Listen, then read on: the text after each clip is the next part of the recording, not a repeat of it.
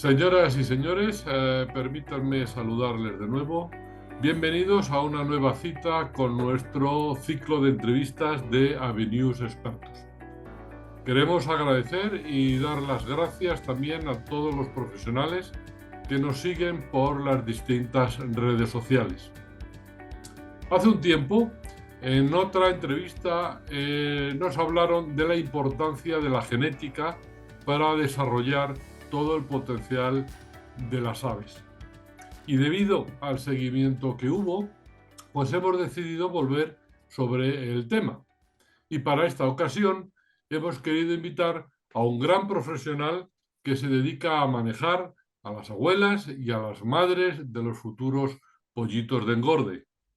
Es decir, que él va a manejar esas aves que nos van a transmitir, gracias a la genética, las características de desarrollo y producción a la descendencia. Estamos seguros que nuestro invitado de hoy nos va a ayudar a aclarar puntos sobre las distintas partes en la producción de estas aves. Él, nuestro invitado, es David Jiménez Zarza. Él es ingeniero técnico agrícola, cursó la especialidad en explotaciones agropecuarias en la Universidad de Sevilla. Su carrera profesional empezó en el grupo Agrovic Sur en Sevilla, trabajando sobre granjas de engorde de pollos y gestión de naves de ventilación forzada y alta densidad. Posteriormente, tras la adquisición de Agrovic, pues por parte del grupo Nutreco, él entra a formar parte de Sada Sevilla, manteniendo sus funciones en la especialización, sobre todo de naves de ventilación forzada. Más tarde, cuando él pasó dentro del grupo Nutreco a la empresa de genética que tenía el grupo, las reproductoras pesadas Ibro, y pasó como director para España y Portugal, llevando la gestión técnica y la gestión comercial. Luego, cuando la empresa de genética pasó al grupo Hendrix, pues él fue nombrado responsable del área sur de Europa.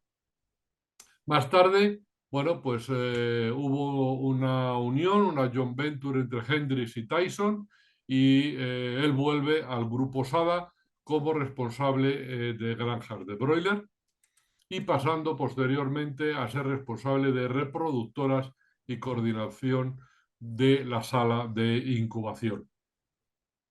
En el año 2017 da su último salto, pasa a la empresa Aviagen como director del área técnica y comercial, y desde hace año y medio él es el director técnico, prestando servicio técnico para la propia empresa Aviagen y para el asesoramiento y mejoramiento de la producción en los clientes de España, Portugal y Marruecos.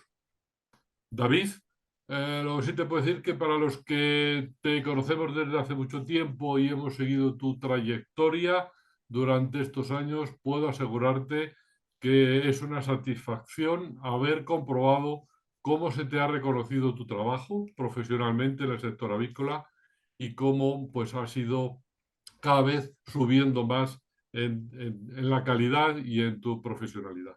Muchísima enhorabuena por este éxito alcanzado y por mi parte, si quieres hacer algún comentario. Pues nada, José Luis, darte las gracias bueno, por esa fantástica presentación. Ya es verdad que empezamos hace muchos años y bueno, siempre me he mantenido aquí en el sector avícola y bueno, me enganchó desde el principio y la verdad que muy contento de que me hayáis invitado aquí a estar con ustedes y a poder compartir pues curiosidades, experiencias y bueno, y lo que os haga falta, ¿vale? Entonces, bueno, un placer y muchas gracias, ¿eh? Las gracias a ti, David, por haber aceptado nuestra invitación. Y vamos a empezar entonces con un poco nuestra entrevista. Y yo lo primero que me gustaría era, bueno, en tu trabajo actual, que nos contaras cuáles son las principales actividades que efectúas cuando visitas a los clientes? Bueno, a ver, tanto yo como cualquiera de mis compañeros, ¿no?, que forman parte del equipo técnico comercial de Aviagen, cuando visitamos a nuestros clientes procuramos dar un servicio amplio, ¿no? O sea, no tratamos, no buscamos solo, aunque sean clientes de reproductoras, de centrarnos solo en la reproductora, ¿no? Sino que, en cierto modo, cuando estamos con ellos, los desafiamos, ¿no?, para que nos presenten cuáles son sus retos o cuáles son sus mayores desafíos a nivel productivo, ¿no? Ya sea con temas de incubación, con temas de ventilación, de broiler, de pienso, de procesamiento, o sea, cualquier actividad que esté relacionada con la producción, bueno, pues ahí intentamos darle un servicio y un asesoramiento, ¿no? Tratamos de estar formados en todas estas materias y bueno, y si por alguna circunstancia no tenemos la solución, pues bueno, dentro de Aviagen, que es una empresa bastante grande, contamos también con un gran número de profesionales, muchos de ellos especializados en actividades como son nutrición o como son incubación, que nos pueden dar también un apoyo, ¿no? De acuerdo. Vamos a empezar entonces, si te parece, con un tema que yo creo que está muy en actualidad, desgraciadamente, por la influenza aviar, que es la bioseguridad. Está claro que la bioseguridad es imprescindible. Sí, bueno, a ver, como tú dices, lamentablemente nos acordamos de Santa Bárbara cuando truena, ¿no? Entonces, ahora mismo yo estoy pensando como cuando empezamos a ver las primeras imágenes de COVID en China, ¿no? Que estábamos aquí todos muy tranquilos y veíamos allí a aquellas personas corriendo, buscando oxigenadores y buscando un poco soluciones. O sea, parecía que eso no nos iba a llegar aquí y estábamos muy tranquilos, ¿no? Ahora mismo, con respecto a la bioseguridad, en Europa hay un problema enorme con la influenza. Están teniendo gravísimos problemas países como Francia, como Italia, Holanda, Alemania. Vemos que tanto aves silvestres como en granja están teniendo muchísimas incidencias. Y yo, sinceramente, me preocupa que veo cierta relajación, tanto por parte de las empresas como por parte de la administración, ¿no? Entonces, yo creo que debemos de prepararnos, porque ahora mismo estamos en época de migración de aves y puede que nos llevemos algún susto gordo y desagradable, ¿no? Entonces, la bioseguridad es primordial. Por supuesto que es primordial. O sea, de hecho, para mí se ha convertido ahora mismo en el pilar básico de la producción. O sea, cuando yo empecé hace ya más de 20 años, siempre iba a las granjas, iba a las empresas y decíamos que manejo, manejo y luego manejo. Y no, hoy día lo que se dice, o lo que yo por lo menos voy diciendo o promoviendo, ¿no? Es bioseguridad, bioseguridad y luego bioseguridad. O sea, primero nos tenemos que preocupar por tener todos los elementos relativos a la bioseguridad en orden. Y después ya hablaremos de producción, hablaremos de otras cosas, pero si no aseguramos la bioseguridad, ¿vale? Puede que tengamos un problema que acabe con nuestra empresa, ¿no? O sea, cualquier descanso que nos tomemos, cualquier fallo, cualquier relajación, pues será aprovechada por una salmonela, un Newcastle, una influenza, ¿no? Para golpearnos, ¿no? Porque vamos, esta gente no descansa, están siempre al acecho y esperando eso, a que nos distraigamos o a que tengamos algún tipo de fallo. Estoy de acuerdo contigo, David. Y además yo creo que está ocurriendo, y hemos tenido algunos casos en España de influenza, es decir, que hay veces que la bioseguridad se toma como un protocolo escrito y no nos concienciamos de que no es un papel, que es que hay que cumplirlo y que hay que respetarlo. Sí, sí, sí. Vamos, yo mismo con el tiempo me he dado cuenta de esto. O sea, o sea, estábamos acostumbrados a rellenar unas encuestas de bioseguridad que más o menos pasábamos con más o menos gloria, ¿vale? Bien encuestas que venían dadas por las empresas o bien encuestas que la propia administración no suministraba, pero que ahora, parándote a pensar, o sea, yo creo que hay que ser más riguroso y dejar fuera a quien no cumpla o no se actualice en esta materia de bioseguridad.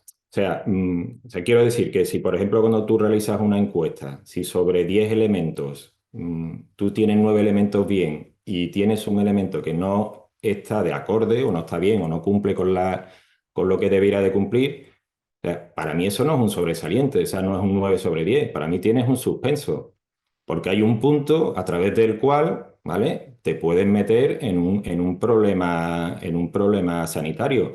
Entonces, hombre, si tienes solo un punto, pues es un punto a mejorar.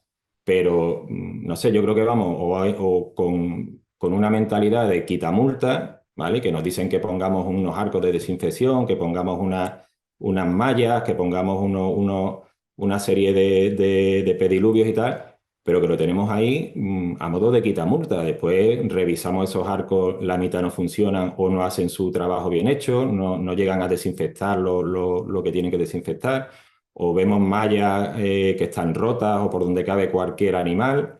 O sea, tenemos que ser un poquito más serios y tomarnos un poquito con más rigor este tipo de cosas, ¿no? Porque al final, De pues acuerdo. por cualquier sitio de esto te puede entrar el problema. O sea, siempre los problemas entran por la puerta, ¿eh? O sea, eso está claro. Cierto, cierto. Y quizás una vez que pasa el problema, cuando está el problema, estamos agobiados pero cuando pasa ya nos volvemos a relajar hasta que vuelve otra vez el susto y el follón y lío, ¿no? Mm. Vale. Bueno, pues David, vamos a entrar un poco, visto la bioseguridad, vamos a entrar en el manejo de reproductoras, etcétera, que es lo que más podemos llegar a estar más interesada mucha gente que nos va a escuchar. Y el manejo, pues siempre se ha hablado de que en reproductoras es un arte, ¿no? Que es complicado. Yo hace unos meses me acuerdo que un trabajo que leí de un profesional, de compañero vuestro, Bruno Roque, que él hablaba de la importancia de hacer unas rutinas en nuestras visitas y en el trabajo en la granja. ¿Qué opinión tienes tú sobre el manejo en las reproductoras?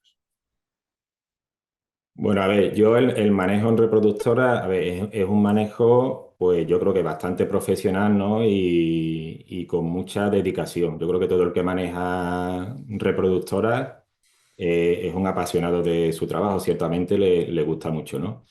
Pero al mismo tiempo, bueno, es un trabajo muy pensionista, ¿no? Hay que estar ahí todos los días y de mucho sacrificio, ¿no? Eh, con el artículo este que hizo Bruno, un poco lo que también se quiere transmitir es que no debemos siempre de confiar en que las cosas están ocurriendo como pensamos que ocurren. O sea, hay que ser un poquito como Santo Tomás, ¿no? Hay que no dar crédito a todo y asegurarnos que realmente los comederos funcionan como tocan, los bebederos tienen el caudal de agua que corresponde, la ventilación funciona como debe. Entonces, claro, hay muchas horas del día que las aves no cuentan con la presencia nuestra, porque, bueno, porque estamos a otras cosas, o porque estamos dedicándonos, o porque es muy temprano, o porque es muy tarde.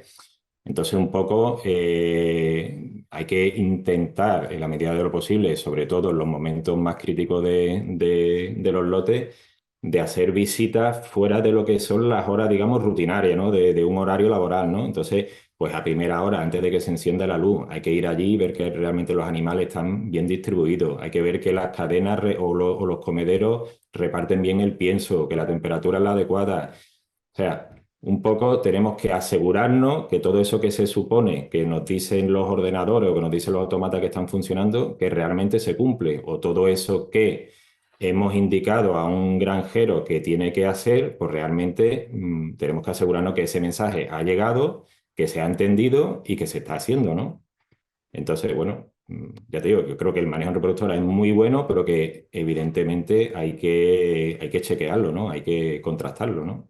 Totalmente de acuerdo, porque cuando preguntas muchas veces al avicultor, etcétera, todo está maravilloso, todo está funcionando y todo está muy bien, ¿no? Pero Y luego justo el día que tú haces la visita, Mala falla suerte. algo, de casualidad, ¿no? Es verdad. Es que me ha pillado usted que me he tenido que ir con mi señora al médico y no he Sí, podido sí, sí, hacerlo. sí. No, pero bueno, que es verdad que se trabaja muy bien y que cada vez la gente pues, es más profesional y más Correcto, consciente de a lo que se dedica, ¿no? correcto. David, para ti, ¿qué es lo más importante en el manejo de una futura reproductora hasta que llega por él? Uf, son muchas cosas. Bueno, para mí hoy día se ha convertido vital, o sea, es evitar el estrés. O sea, yo para mí lo más importante es que las aves estén confortables. O sea, hay un antes y un después. Si tenemos las aves confortables, podemos asegurar que ese ave después va a tener un comportamiento correcto, ¿vale? O sea, cuando digo también evitar estrés, pues me refiero a evitar estrés a nivel de, en términos de alimentación, ¿no? Porque siempre que sea una alimentación homogénea, con una buena calidad física de pienso, que el reparto de pienso sea correcto, ¿no? En términos de ventilación, ¿no? Con temperaturas homogéneas dentro de toda la nave, con humedades homogéneas. En cuanto a la luz, pues igual, ¿no? Una luz que sea del agrado del ave, ¿no? Que no la ponga nerviosa, que no la irrite, ¿no? O sea, al final cosas como esta, ¿no? Que es como cuando tú estás en tu casa y quieres estar a gusto, ¿no? Que nada te incomode, ¿no? Entonces, bueno, pues importante es eso, usar el sentido común, ¿no? No ir con prisas, o sea, no se trata de correr ni antes de que la gallina ponga ni cuando empieza a poner. O sea, hay un tiempo para hacer las cosas, es importante tener claro los objetivos a los que tú quieres llegar, ¿vale? Y bueno, trazarte un camino y tratar de seguirlo, pero sobre todo eso, estar organizado y tener claro los objetivos y los recursos, ¿no? De los que tú dispones, ¿no? De acuerdo. En esta etapa de crianza de las aves, la uniformidad es uno de los puntos más importantes, ¿no? ¿Cómo podemos conseguir esta uniformidad? Bueno, la uniformidad para mí es la palabra estrella en avicultura, ¿no? O sea, siempre buscamos uniformidad en todos los aspectos. O sea, manteniendo una buena uniformidad de todos los parámetros que rodean a la reproductora, ¿no? Entonces, parámetros ambientales o cualquier tipo de parámetro, o sea, será más fácil mantener la uniformidad del lote. O sea, partimos del hecho de que cuando recibimos nuestras pollitas, normalmente vienen con un coeficiente de variación entre el 7 y el 9%. Esto es lo normal. O sea, si tú coges y te vas a la incubadora y te paras a pesar, por ejemplo, los huevos de un mismo día, de un mismo lote de gallinas, verás que el peso del huevo varía. O sea, siendo de la misma gallina, de la misma edad y de la misma granja. O sea, una misma bandeja de huevos, verás que entre el más gordo, perdón, más gordo, entre el que más pesa y el que menos pesa, pues puedes tener una diferencia de hasta 20 o 25 gramos, ¿vale? Eso después se va a ver reflejado en el pollito. O sea, ese pollito igualmente cuando nazca, pues verás que hay una diferencia de peso. O sea, no todos los pollitos son como tornillos que son todos iguales. A diferencia de hasta 20 gramos entre el pollito que pese más y el pollito que pese menos. Y esto es lo que nos va a llegar a la granja y es lo que como mínimo tenemos que tratar de mantener. ¿Vale? Entonces, ¿qué es lo primero que hacemos cuando llegan a la granja? Pues dividirlo por categoría, por edad, ¿no? O sea, tratamos de, si vienen dos, tres categorías, pues tenemos que hacer dos o tres separaciones, por lo menos hasta que pase una primera semana que ya los animales hayan arrancado, ¿no? Y que ya a partir de ahí ya sí podemos juntarlos, ¿no? En base al peso. ¿Vale? Después, ¿cómo debemos de hacer esa selección y en base a qué características debemos de hacerla? Pues a qué otras semanas tú recomiendas hacerla.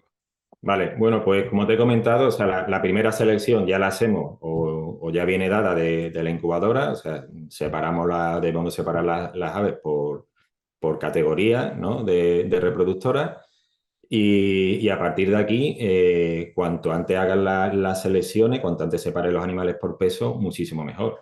Si tienes la opción de hacer la primera selección a la primera semana de vida, pues estupendo, ¿no? O sea, hay sitios que tienen recursos de personas que incluso ya a la llegada te hacen grupos por 5 gramos de diferencia entre animales.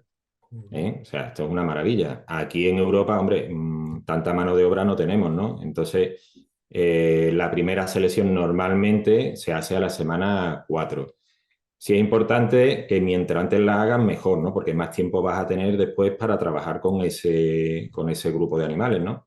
Entonces, recomendamos la primera siempre, si puede ser, a la semana 4 de vida, que también suele coincidir que ya llevan una semana más o menos comiendo el pienso granulado, ¿no?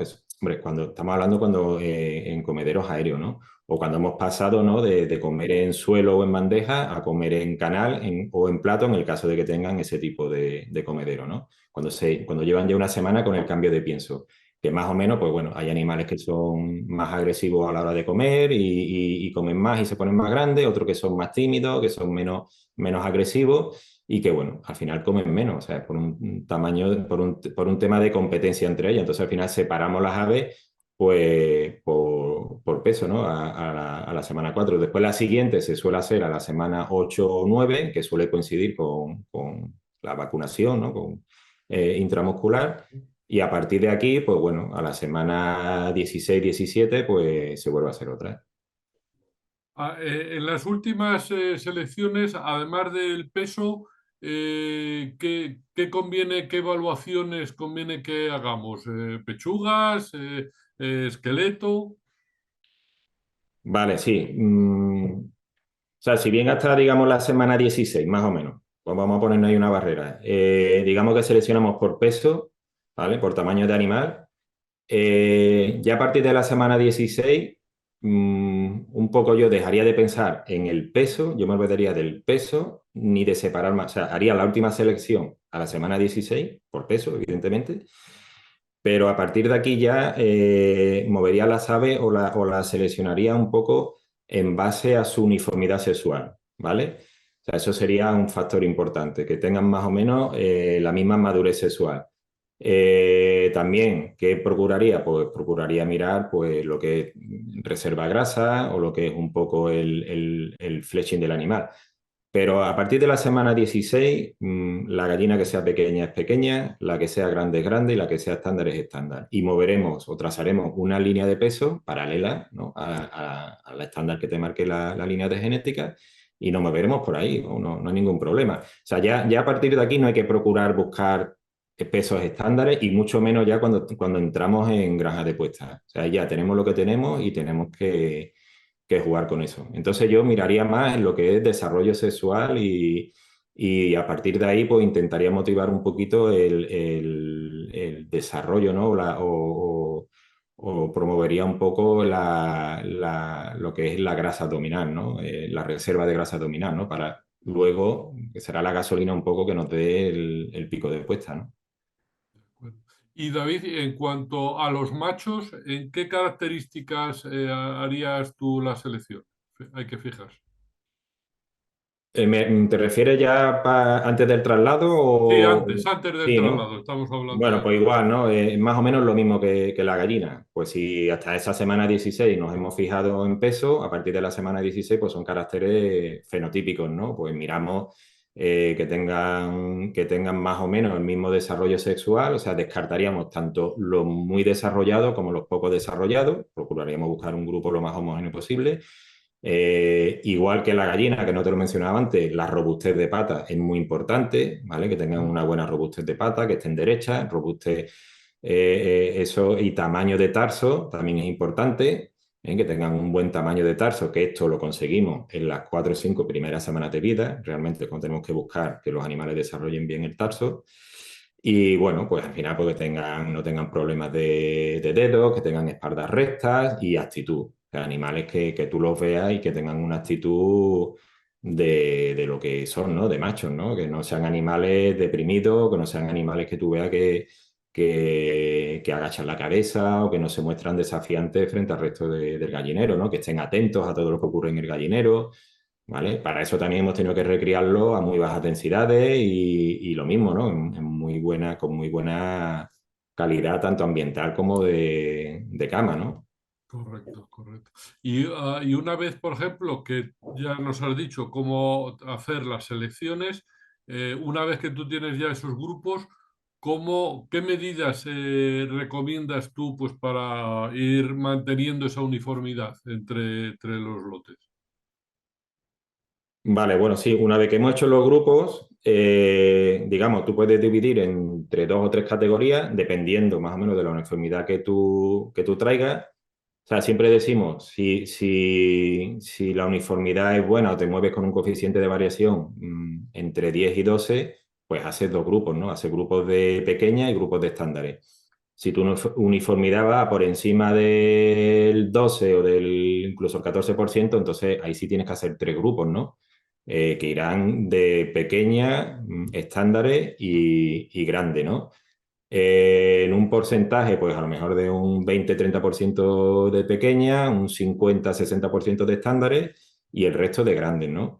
Una vez que tienes hecho estos grupos, pues si tienes medios y tienes recursos, una cosa que puedes hacer es subdividirlos, o sea, hacer pequeñas poblaciones, a más pequeñas poblaciones, más fácil de manejar, o sea, puedes hacer una población pues por cada sistema de alimentación que tengas.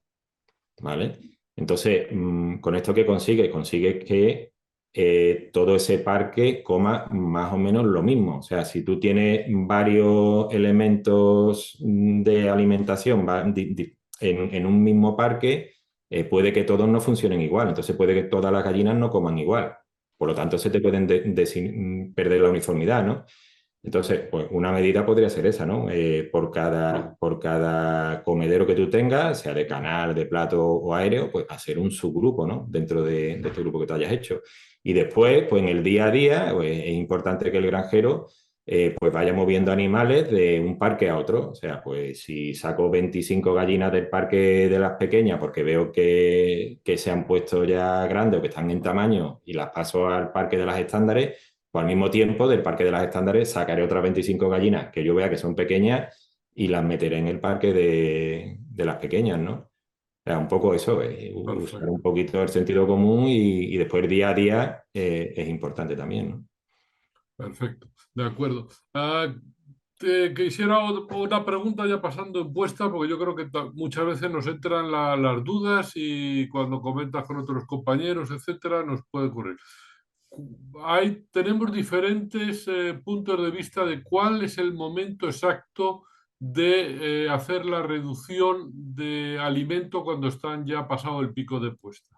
¿Cuándo tú recomiendas que ya se debe de empezar esta reducción de alimento? Vale. A ver, yo la reducción de alimentos, digamos, tengo dos opciones. O sea, una opción es, digamos, no reducir alimentos, sino cambiar de gama de pienso. O sea, pasaríamos a un pienso con algo menos de proteína, ¿vale? Igual con un 1,5 menos de proteína y manteniendo la energía. ¿Vale? Entonces, con esto, digamos, lo que ayudamos es a que la gallina o no se nos pase un poco lo que es el desarrollo de pechuga ni se nos vaya en el tamaño del huevo. Si no tenemos la opción de hacer una segunda gama de pienso, pues lo que hacemos es reducir pienso. ¿Cuándo reducimos pienso? Pues bueno, puedes emplear una fórmula, por lo menos lo que yo hago. O sea, cuando el total de kilos de huevos tú veas que reduce o que disminuye, entonces ya tienes que empezar a pensar en bajar la cantidad de pienso. O sea, Ujú. si tú, aunque la apuesta te vaya bajando, si el peso del huevo evidentemente el peso del huevo te debe de ir subiendo. O sea, tiene que haber un punto de inflexión en el que los kilos de huevo que tú produzcas diario te empiecen a descender. O sea, no mires por producción, mira por kilos, ¿vale? Correcto. Porque al final la gallina va a tener unas necesidades nutricionales para producir todos esos kilos de huevo. Ujú. ¿Vale? Muchas veces es verdad que bajamos pienso antes de tiempo porque vemos que cae la apuesta un poco, pero realmente igual la apuesta te ha caído 1,2, pero el peso del huevo va subiendo, entonces las necesidades son las mismas.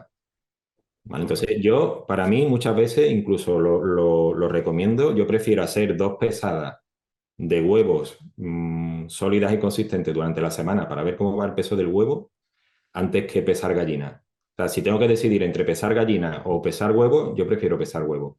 Y en base al peso del huevo, tomar decisiones. Porque incluso es un marcador más rápido. Igual la gallina tarda más en perder peso, igual la gallina no te lo enseña el problemante, ¿no? Pero en el huevo, si tú ves que repites peso o incluso que pierdes peso, es que algo está pasando.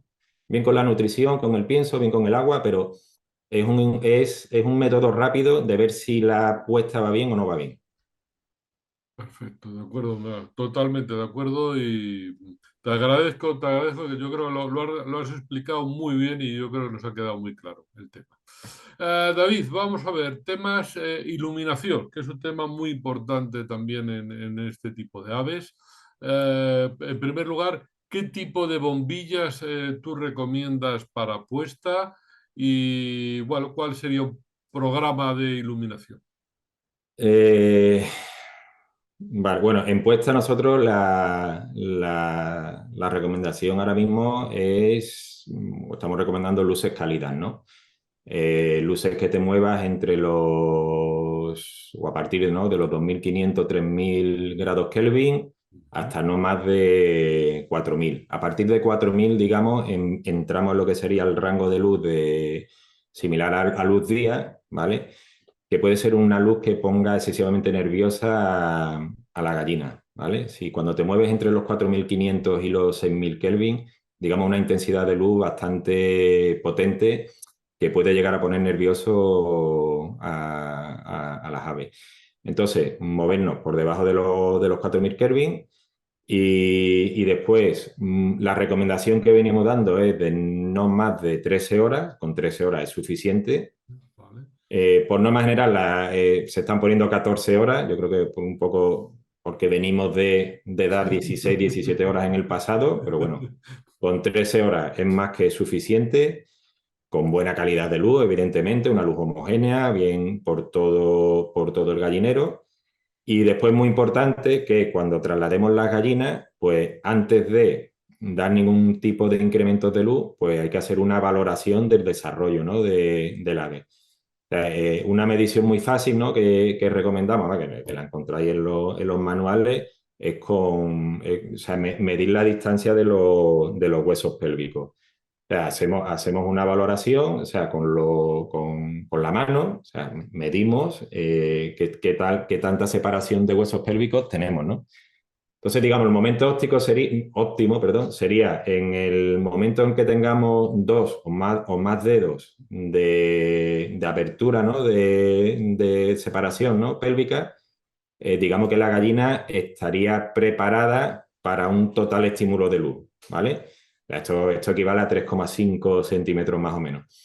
Entonces, si tenemos dos dedos o más y la gallina está en peso, pues oye, le podemos dar 11 horas de luz, ¿no? Partimos de 8 de la recría, pues podemos dar 11 horas de luz. Que tenemos menos de un 80% de gallinas que no cumplen, que tengan más de dos dedos de separación entre los huesos pélvicos, pues entonces, pero que sí están en peso, pues entonces sí que le damos las 10 horas de luz, no damos 11, damos 10 y esperamos al tener esa separación de esos dos dedos para dar esa hora de más. Simplemente, sobre todo para ayudar a la más pequeña, la que todavía no esté desarrollada. O sea, eso quiere decir que es un lote que eh, sexualmente hablando, no está uniforme. Entonces hay que esperar un poquito a la que viene más atrasada para evitar después, pues, problemas de nerviosismo, problemas de prolazo, problemas de picaje. O sea, es una medida, ¿no?, que recomendamos, ¿vale? Vale. Y a partir de ahí, ya te digo, hasta 13 horas sería suficiente. De acuerdo. Yo quería que hicieras un inciso porque has hablado de la homogeneidad de la luminosidad. Es decir, yo recuerdo haber entrado a muchas granjas en que hay una bombilla que está medio fundida, que está parpadeando, que hay una tonalidad distinta de colores. ¿Qué importancia tiene esa homogeneidad en la luz? Pues tiene muchísimas, muchísimas. O sea, mi compañero Luis Canela te podría hacer un máster de esto, porque la verdad que se ha trabajado mucho en esto y él es un tema que ha cogido como muy suyo, ¿no? Y es verdad que tiene una importancia primordial.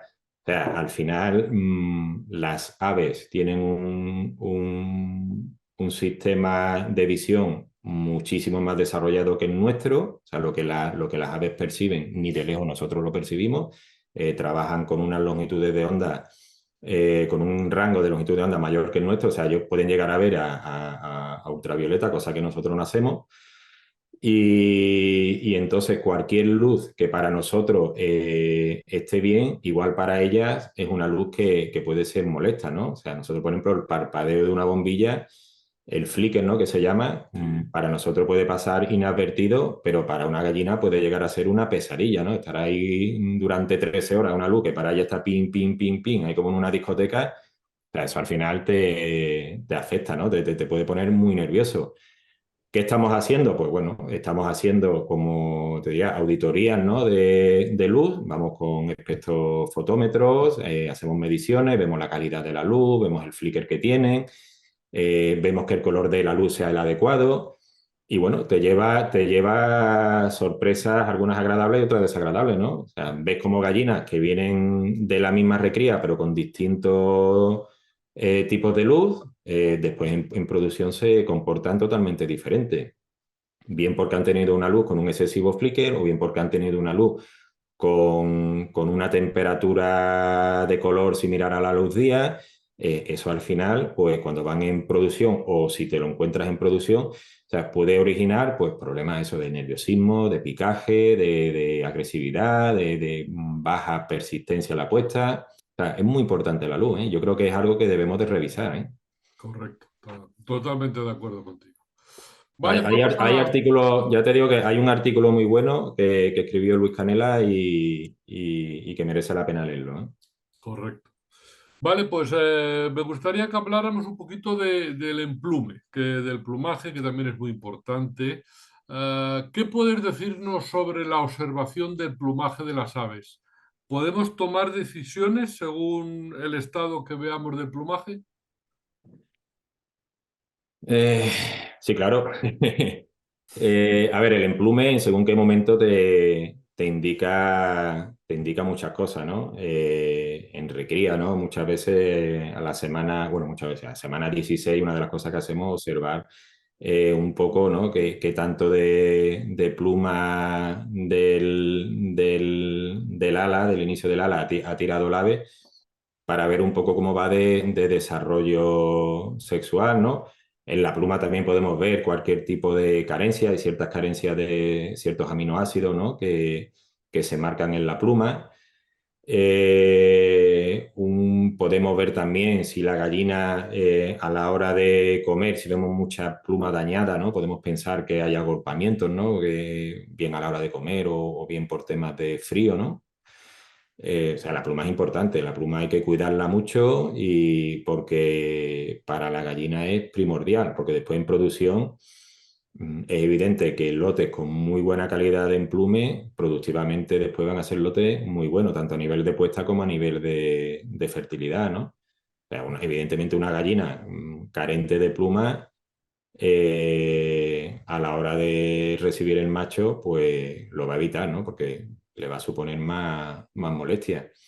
Y después también es muy importante, sobre todo ahora que estamos, que vienen los fríos, revisar un poco las curvas de ventilación. O sea, sobre todo lotes ya de mayor edad que han perdido más plumas, tenemos que subir, ¿no? La temperatura de consigna de las naves, ¿no? No, o sea, si de normal trabajamos con 21 grados, oye, pues un lote ya a partir de una semana 50, 55, que ya la gallina ha perdido más plumas, la sensación térmica de esa gallina es de más frío. Entonces, lo normal es subirle 2-3 grados la consigna de temperatura, ¿no? Porque ese animal, aunque el termómetro marque 21 grados, por el tema del efecto del aire, igual él está sintiendo 15 o 16 grados, ¿no? Lo cual te va a afectar también mucho a la puesta, ¿no?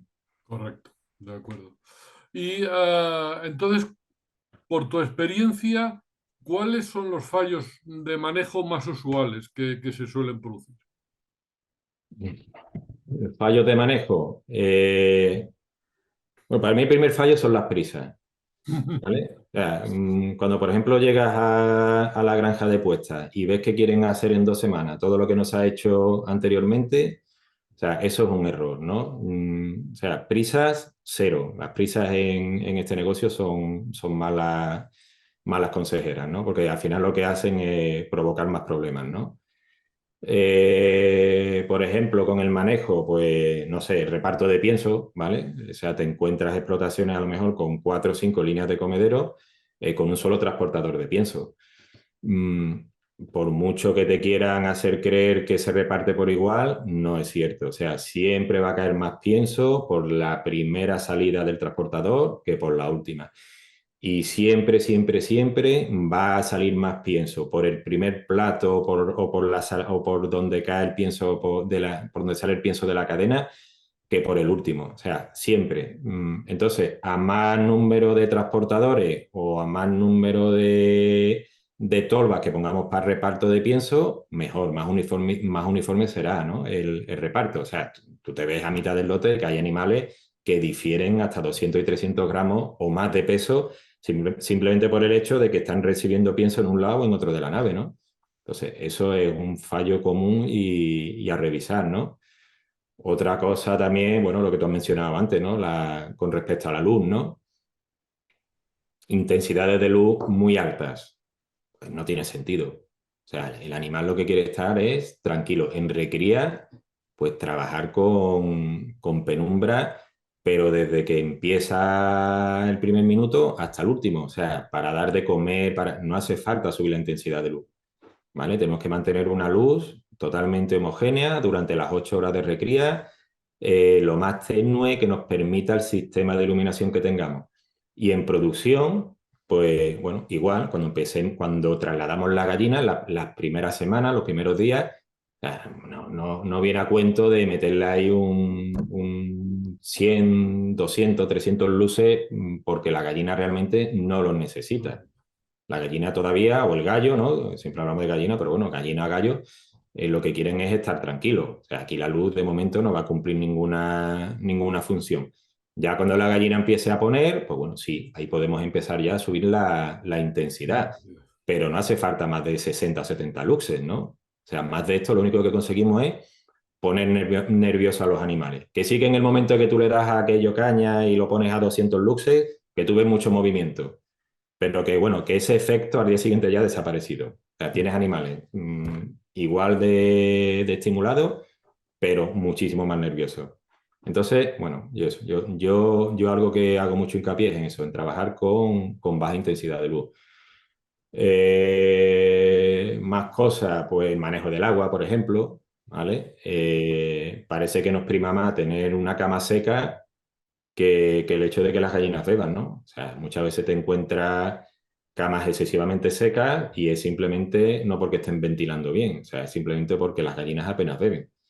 Y esto al final se convierte en un problema porque eso desemboca en que la gallina te va dejando pienso de un día para otro, al final eso te afecta a la producción. O sea, el agua la gallina tiene que beber lo que tiene que beber y sobre todo hasta el pico de puesta te tienes que asegurar que no le falte agua. O sea, aquí un fallo es detrimental, ¿no?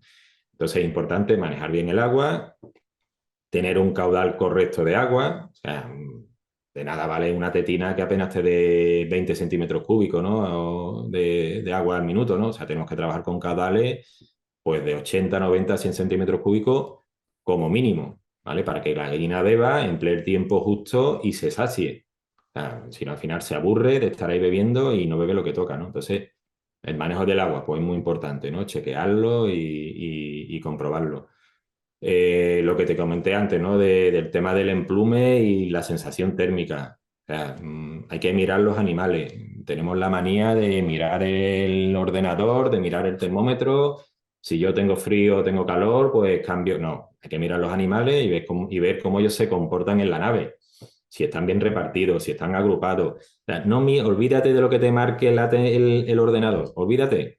O sea, tenemos la manía de en verano 30 grados, ¡pum!, ponerle el agua, el cooling, No, o sea, si los animales están bien, no están jadeando, pues no hace falta. O sea, no hay que asustarse porque un termómetro marque 33 grados y las gallinas estén bien. O sea, no pasa nada. O sea, observan los animales y ellos te dirán en qué momento tienes tú que bien o darle más temperatura o bien ponerle el cooling. Pero bueno, ya te digo que en general el manejo en reproductora es bastante bueno, ¿eh? O sea, no se ven grandes fallos, pero bueno, pequeños detalles, ¿no? Podemos decir, ¿no? De acuerdo.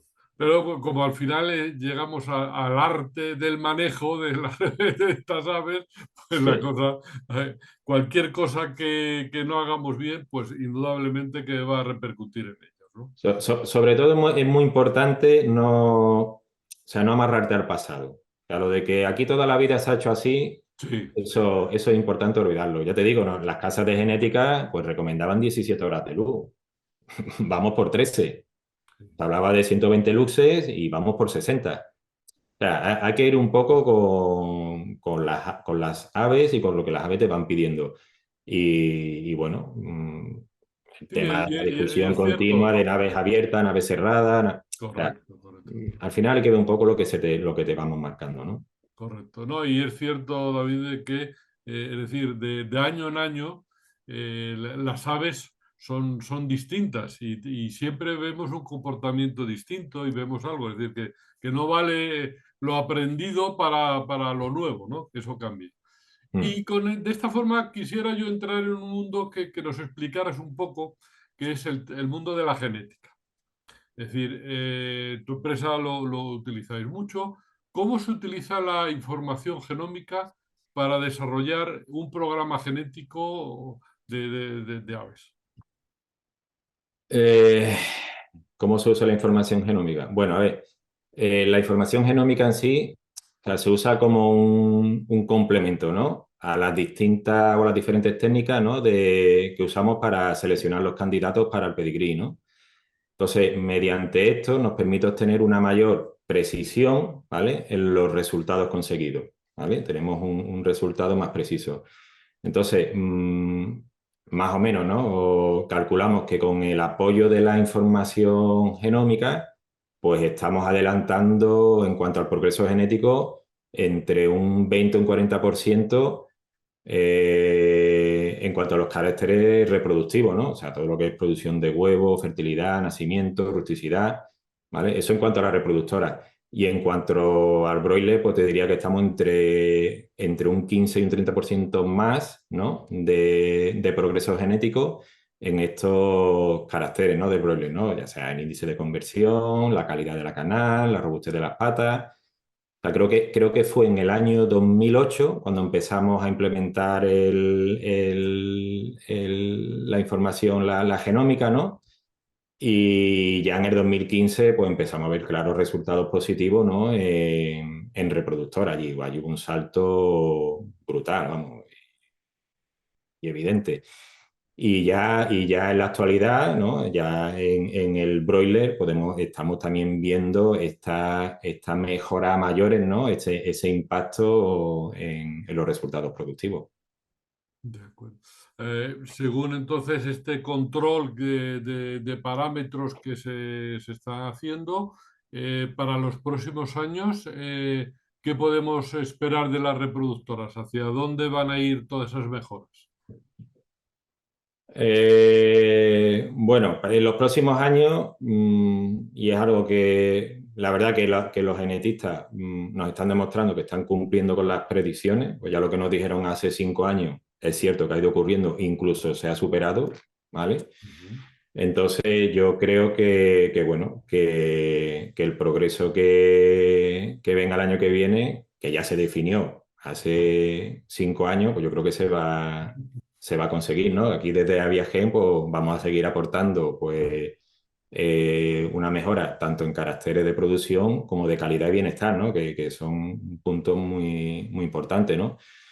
En el pollo, pues veremos una mejora en el índice de conversión anual de entre 0,02 a 0,025 puntos por año, una mejora del crecimiento en torno a los 45 o 50 gramos por año también, una mejora en la tasa de mortalidad, una reducción de la tasa de mortalidad entre el 0,1 y el 0,2% también. Y bueno, también tenemos previsto, ¿no? Mejora en el rendimiento tanto en la canal, ¿no? Como en la pechuga, ¿no? Bueno, más o menos creo que estaba en torno a un 0,15, 0,2%, ¿no? De mejora. Y también mejora, por ejemplo, en parámetros como problemas locomotores, ¿vale? Esto es algo que también año tras año va mejorando, ¿no? Y bueno, esto está estimado más o menos entre un 0,4 y un 0,5% de mejora anual. En la reproductora pues seguimos preveyendo que va a seguir mejorando tanto la producción del huevo, entre un 0,1-0,2% de mejora, y una mejora en el nacimiento pues entre el 0,1 o 0,2% también. La verdad es que es increíble la genética y la mejora genética, lo que hace, ¿no? Cómo va desarrollando el, el futuro de la avicultura, ¿no? Lo que pasa es que, David, aquí chocamos con otro mundo que es la sostenibilidad y el bienestar animal. Yo no sé, ¿estos dos términos son compatibles? ¿Estos dos términos son compatibles? Sí, tienen que serlo, evidentemente. O sea, a más bienestar que tenga un ave, evidentemente más productiva va a ser. A más productiva que sea un ave, más sostenible va a ser también. Hará un mayor ahorro de pienso, habrá más producción cárnica, o sea, será más sostenible, ¿no? Entonces, ¿van de la mano? Sí, te diría que sí, vamos, que totalmente de acuerdo. Lo que pasa es que en nuestra Europa absurda, pues hay temas como es el pollo de crecimiento lento, que desde luego va en contra del desarrollo genético y de la sostenibilidad. Sí, bueno, ahora es verdad que hay un movimiento, o sea, a nivel mundial, o sea, que, hablamos de sostenibilidad, pero claro, hablamos de sostenibilidad con una facilidad. Ahora todo el mundo se está subiendo a este carro de la sostenibilidad. Ya lo ves, los anuncios en la tele que todo el mundo es sostenible, todo el mundo es verde, mezclan cosas, mezclan sostenibilidad con ecológico, o sea, cosas que no, o sea, yo creo que hay que definir bien las cosas, ¿no? Entonces, y después también hay que ver en qué parte del mundo estamos, ¿vale? Entonces, lo primero que tenemos que entender, ¿no? O que hay que explicar, porque sí es verdad que al consumidor yo creo que hay que explicarle muchas cosas que no se explican, porque no sé por qué, pero hay muchas cosas que no se le explican al consumidor. Hay ciertas verdades incómodas que hay que explicar, pero bueno, yo creo que tienen que ser conscientes de a lo que nos dedicamos y lo que hacemos. Yo cuando doy un meeting, aprovecho cualquier cumpleaños de mis hijas, me junto allí con las madres, los padres, y le cuento a lo que nos dedicamos, se quedan impresionados. Y al final todos me dicen, oye, mira, me voy mucho más tranquilo y a partir de mañana, cuando coma carne de pollo, oye, la voy a comer con muchísima más tranquilidad y más, porque tienen estos mitos de las porquerías, que sea, claro, porque al final el morbo es lo que vende y quieren creer, pues ese morbo, ¿no? Es lo que gusta, ¿no? Pero bueno, no nos desviemos, ¿no? O sea, ¿qué es la sostenibilidad, no? Que es lo primero, ¿no? O sea, cómo nos afecta, ¿no? Y cómo afecta en distintas partes del mundo. Por eso es importante, como tú has dicho, no es lo mismo si estamos en Europa que si estamos en un país asiático, ¿no? Entonces, la sostenibilidad es realizar, digamos, o satisfacer, o así nos han dicho que es la definición, ¿no? Realizar o satisfacer las necesidades de hoy día de una sociedad, ¿no? Sin comprometer las necesidades, ¿no?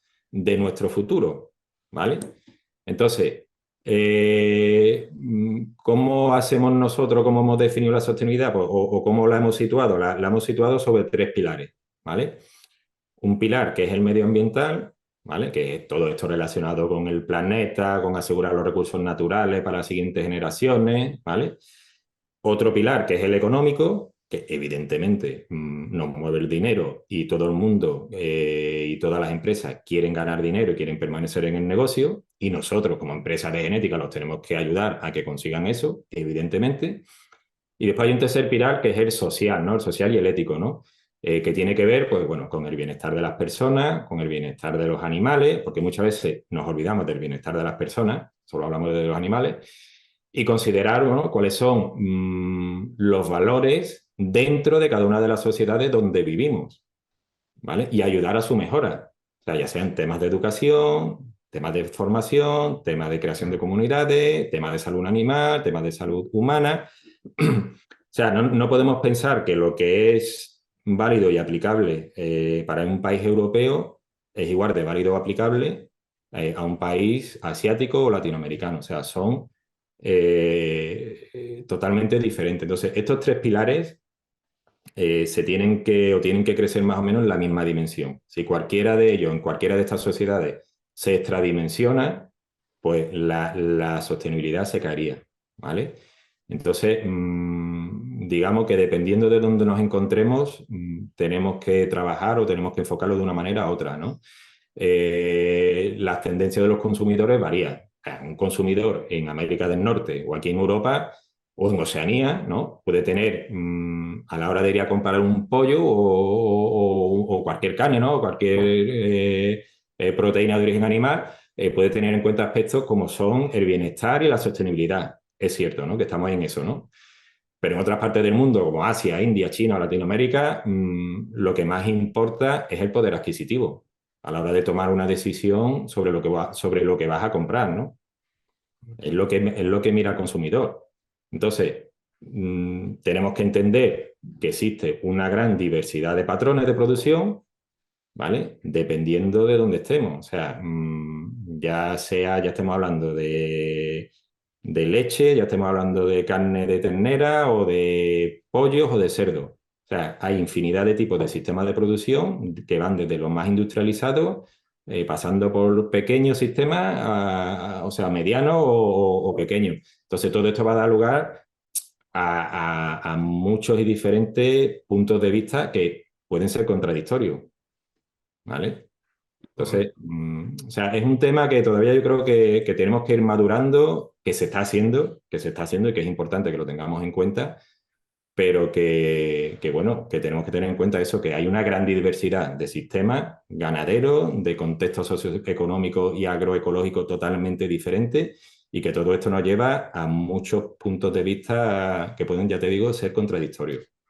Entonces, nuestro objetivo es, o a lo que tenemos que apuntar es a producir, digamos, todos los nuevos alimentos, vamos a llamarlos nuevos, que necesita toda esta población creciente que tenemos hoy día, ¿vale? Que la población sigue y sigue creciendo, ¿vale? Y tenemos que tener en cuenta que disponemos de una masa de tierra que según ya mucha gente está alcanzando sus límites ecológicos, ¿vale? Si estamos hablando de un enfoque de cultivo, ¿vale? Entonces, tenemos que pensar que de una manera tradicional, o sea, si seguimos pensando en cultivo de una manera tradicional o en ganadería de una manera tradicional, yo creo que nos equivocaríamos. Yo creo que no es una opción viable. Porque ya te digo, el porcentaje de tierra que tenemos para cultivo está llegando ya a un límite máximo, ¿no? Entonces, evidentemente, tenemos que tirar de mucha y muy buena tecnología y mucho y muy buen desarrollo para aumentar la producción, tanto de alimentos como a la hora de utilizar, ¿no? la tierra, ¿no? Para, o sea, no tener que utilizar nuevas tierras o no tener que tirar, ¿no? de recursos naturales. O sea, se trata de eso, de hacer sistemas de producción ganadero que nos nutran y nos alimenten, pero que sean productivos, ¿vale? O sea, eso tiene que ser parte de la solución. Correcto, correcto. El problema es que, es decir, en los países, diríamos, bueno, económicamente más beneficiados, es muy complicado el ir contra una corriente y eso cuesta mucho dinero, además. Es decir, es decir, luchar contra algo que todos lo vemos como maravilloso, pero claro, todo el mundo querría tener cuatro pollos pues en una nave y que crecieran solitos y que salieran, pero no podemos alimentar así a la población, ¿no? No, Y no, no, eso, no. y eso, claro, cuando tú llegas y lo quieres reconocer, como tú dices, pues encuentro con la familia, con las mujeres, etcétera, y fantástico. Y la gente lo comprende. Y la gente no sabe el esfuerzo que hay, la genética que hay ahí No. y lo que se está consiguiendo, ¿no? No, no, no, la gente no tiene ni idea, la gente se cree lo que le cuentan, lo que ven por internet y sobre todo los jóvenes. O sea, yo pienso que cuando se generó todo esto de la avicultura, ya allí en los años 50, los años 60, lo que se buscaba era una manera de criar carne de una forma más económica, más sostenible, que bueno, que se ha ido mejorando con el tiempo. Y porque hasta aquella época, como digo yo, ¿quién comía pollo? El que tenía un corral, ¿no? Correcto. O el que tenía familia en el pueblo, o el que... Entonces, o sea, vamos otra vez a eso. Esto es como las modas, ¿no? Volvemos a los pantalones de campana, ¿no? Pues o sea, parece que vamos a volver otra vez a eso. Terminará comiendo pollo el que tenga un amigo en el campo o el que tenga un corral o algo. No sé, yo creo que, como te he dicho antes, tenemos que pensar un poquito en, bueno, es verdad que tenemos que procurar un bienestar animal, pero es Correcto. verdad que, Totalmente de o acuerdo. sea, como tú me comentabas antes, o sea, el tema este, la tendencia ahora de los crecimientos lentos en Europa, ¿no? ¿Cómo nos afecta esto? O sea, porque nosotros a esto le damos mucha vuelta. Nosotros como empresa de genética, o sea, tenemos el producto que tú quieras. ¿Que tú quieres un broiler de crecimiento lento? Pues, Lo tenemos, ¿no? Pero evidentemente, o sea, esto va en una línea totalmente opuesta a lo que es la sostenibilidad. ¿Por correcto. qué? Porque cuando tú reduces el crecimiento del pollo, aumentas considerablemente el impacto ambiental, considerablemente, y Comen reduces, más pienso, comen más agua, etcétera. y reduces la eficiencia biológica del ave, ¿vale? O sea, de un pollo convencional que tenemos hoy día a un pollo de los que digamos de los mayores, ¿no? Un label de estos de crecimiento súper lento. O pues podemos decir que el impacto, la diferencia de huella de carbono puede ser de hasta un 60% más, ¿vale? Entonces, dentro de los diversos genotipos de pollo con los que trabajamos, evidentemente el pollo convencional es el que tiene menor impacto medioambiental. ¿Vale? ¿Por qué? Porque la conversión alimenticia es el factor que tiene mayor impacto en la sostenibilidad. ¿Vale? Si comparamos la huella de carbono de cuando empezamos en los años 60-70 a producir pollo de engorde con el pollo que tenemos hoy día, o sea, hemos mejorado en un 50% este impacto. Desde este año hasta el 2030 prevemos una reducción, ¿vale? Del 15% en cuanto a la huella de carbono. O sea, ¿esto qué supone? Un 1,5 menos, ¿vale? De reducción, ¿vale? Anual de la huella de carbono. O sea, que realmente está contribuyendo, ¿no? A esto, ¿no? Entonces, Correcto, correcto. tenemos que trabajar entendiendo bien dónde está el bienestar animal, por supuesto, y se está haciendo y con total transparencia, con total claridad y poniendo encima de la mesa todo lo que hay. De hecho, hay grupos de trabajo muy profesionales, muy técnicos que están trabajando mucho y muy duro en esto. Y después, pues podemos trabajar, no sé, o sea, se aportan muchas ideas. O sea, por ejemplo, en la dieta de los alimentos, no para las aves, ¿no? De manera que tengan un menor impacto sobre el uso de la tierra. O sea, el típico ejemplo, ¿no? El ejemplo de la soja de Brasil, ¿vale? De que se le está robando tierra o se le va ganando tierra, ¿no? A la biosfera amazónica. Pues ¿de qué se trata? ¿O qué estamos haciendo? ¿O qué hemos hecho? Pues de buscar alternativas a la soja, ¿vale? Alternativas como son el uso de colza o el uso de harinas de girasol. Entonces ya con estos productos ya hemos conseguido un rendimiento biológico óptimo, o sea, lo mismo que tenemos ahora mismo, ¿vale?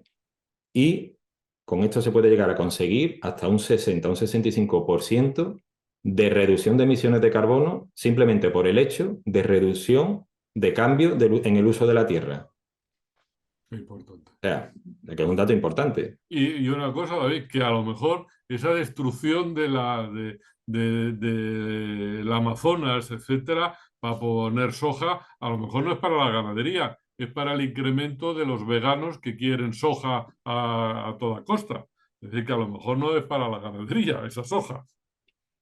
No, bueno, no, exacto. O sea, es verdad que tiene un uso para la ganadería, evidentemente, pero es verdad que se le da mucho más otros usos. Igualmente, o sea, yo creo que hay que informar a todo el mundo, sea vegano o no sea vegano, o sea, Correcto, correcto. hay que informar incluso a los veganos. Yo creo que los veganos también, en cierto modo, también es un grupo al que hay que informar bien. Mucha polémica ahora con las carnes vegetales y con los... No sé, yo creo que hay que informar, dejarse de pañitos calientes y realmente educar a la gente en lo que hay, ¿no? Y que sean conscientes de lo que hay. Y de una manera, o sea, responsabilizarnos todos. De acuerdo, pues aquí lo tenemos que dejar. Se nos ha ido el tiempo y un poco más, Mm, pero ha sido muy agradable estar contigo, David. Darte las gracias de nuevo por tu nada, tiempo, por haber aceptado nuestra invitación. a ustedes. De acuerdo. Y por nuestra parte, nada más. Hasta la próxima vez que nos veamos en una nueva entrevista y hasta la próxima. Gracias. Muy bien.